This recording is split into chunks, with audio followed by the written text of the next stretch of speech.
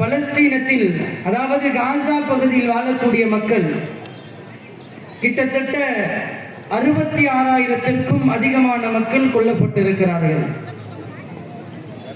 அதில் குழந்தைகள் மட்டும் 18,500-க்கும் அதிகமான குழந்தைகள் கொல்லப்பட்டிருக்கிறார்கள்.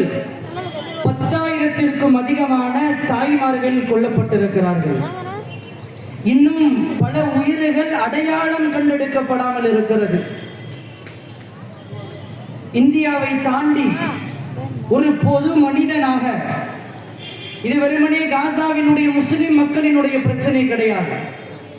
இது தனி ஒரு கூட்டத்தினுடைய பிரச்சனை கிடையாது. இது மனித உரிமைக்கு எதிரான ஒரு பிரச்சனை என்று சொன்னால் அது மாற்று கருத்து கிடையாது. உறவுகளை இந்த இடத்தில் சிந்திக்க கடமைப்பட்டிருக்கிறோம். ஒரு நாட்டிற்கும் இன்னொரு நாட்டிற்கும் பிரச்சனை